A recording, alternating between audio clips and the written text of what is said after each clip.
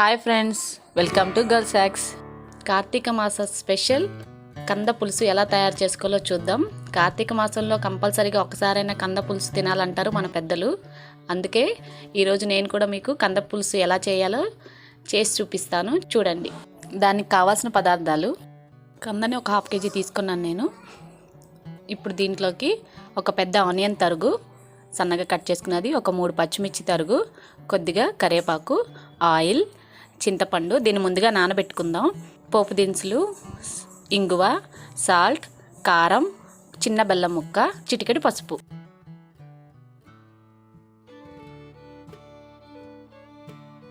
ముందుగా ఇప్పుడు మనం కందని ముందుగా ఈ పైన ఉన్న పెచ్చు మొత్తం ఇట్లా చాకుతో కట్ చేసుకుందాం. ఇది కొంచెం మందంగా ఉంటుంది, జాగ్రత్తగా మొత్తం మందంగా ఉన్నదంతా కట్ చేసేద్దాం. కందలో 2 రకాలు ఉంటాయి ఫ్రెండ్స్. దురద కంద అని ఉంటుంది, అది కనుక యూజ్ చేసినట్లయితే మనం దాన్ని ముట్టుకోగానే మన చేతులు కూడా దురద పుడతాయి. అలా కాకుండా మనం కూర కంద అంటే ఇది వేరే ఉంటుంది, దాన్ని తెచ్చుకోవాలి మనం. ఇప్పుడు దీన్ని మొత్తం ఇట్లా దీనిపైన ఉన్న పెచ్చు మొత్తం కట్ చేసేసుకుంటున్నాను. ఈ కందతో కూర మాత్రమే కాదు ఫ్రెండ్స్, కంద నిల్వ పచ్చడి కూడా పెట్టుకోవచ్చు. అది ఎలా పెట్టుకోవచ్చో నేను ముందు వీడియోలో చేసి చూపిస్తాను.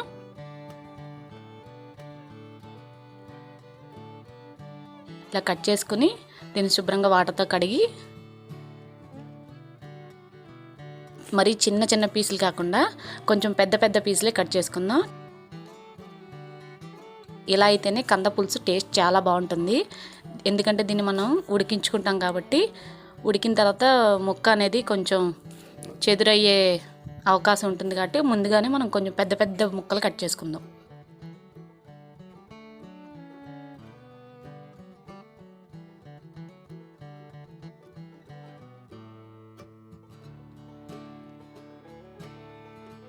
ఇప్పుడు ఈ ముక్కల్ని ఒక కుక్కర్లో వేసుకుంటున్నాను.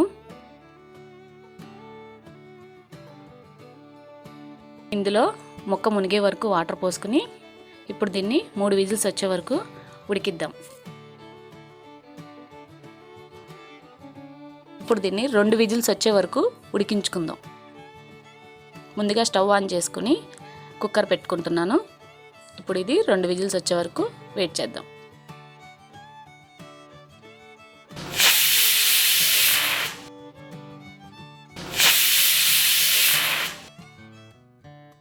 ఆ తర్వాత ఇప్పుడు స్టవ్ ఆన్ చేసుకొని ఒక పాన్ పెట్టుకొని ఇందులో ఆయిల్ వేసుకుంటున్నాను.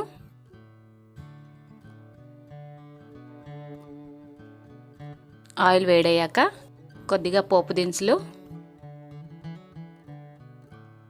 వేగాక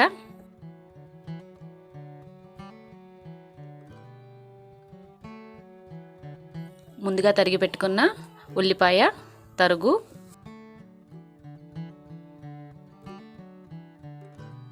ఆ తర్వాత పచ్చిమిర్చి, కరివేపాకు తరుగు వేసుకొని బాగా ఫ్రై చేసుకోవాలి.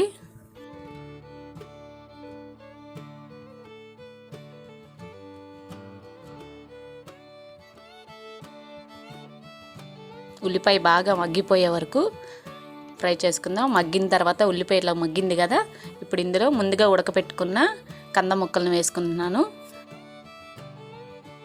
టేస్ట్కి సరిపడా సాల్ట్,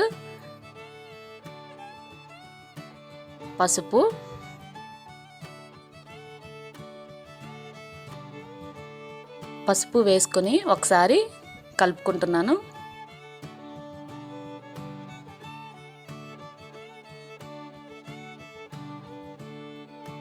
ఇలా మొత్తం కలిసాక మరీ గట్టిగా ప్రెస్ చేయకుండా పైన ముక్కలు చెదురవ్వకుండా ఇలా స్మూత్గానే కలుపుకోవాలి, లేదంటే ముక్కలు మొత్తం మెత్తగా అయిపోయే అవకాశం ఉంటుంది కాబట్టి చాలా స్లోగా తిప్పుకోండి. ఇప్పుడు ఇందులో మనకు టేస్ట్కి సరిపడా కారం వేసి మరొకసారి కలుపుకోవాలి.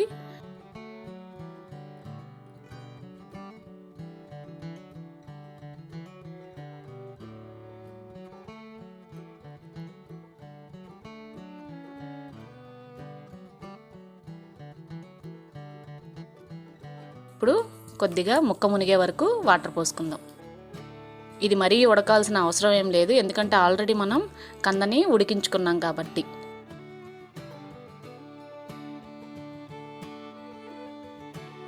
ఒక 5 మినిట్స్ మూత పెట్టుకుని ఉడికించుకుందాం.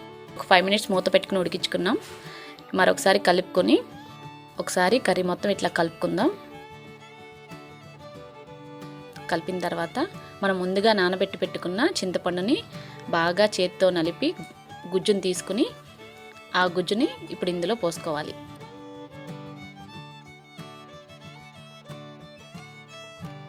ఇప్పుడు ఈ గుజ్జుతో ఒక 2 మినిట్స్ ఉడికాక మనం ఒక చిన్న బెల్లం ముక్క, చింతపండు పులుసులో చిన్న బెల్లం ముక్క వేస్తే కూర టేస్ట్ మొత్తం మారిపోతుంది ఫ్రెండ్స్.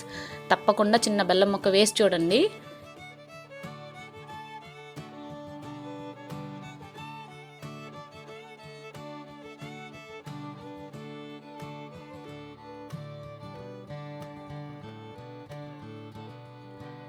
ఇప్పుడు చిటికెడు ఇంగువ, ఈ 2 వేయడం వల్ల కూరకి మరింత రుచి వస్తుంది.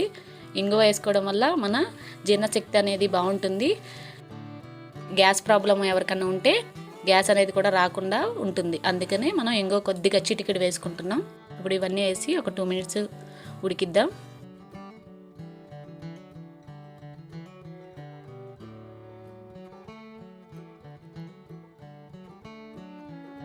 కూర మొత్తం ఉడికిపోయిన తర్వాత చివరిగా కూర దించుకునే ముందు తరిగిన కొత్తిమీర కాడలతో సహా వేసుకుందాం. ఒకసారి కర్రీ మొత్తం ఇట్లా కలుపుకుందాం. ఇప్పుడు దీన్ని స్టవ్ ఆఫ్ చేసి సర్వింగ్ బౌల్లోకి తీసుకుందాం.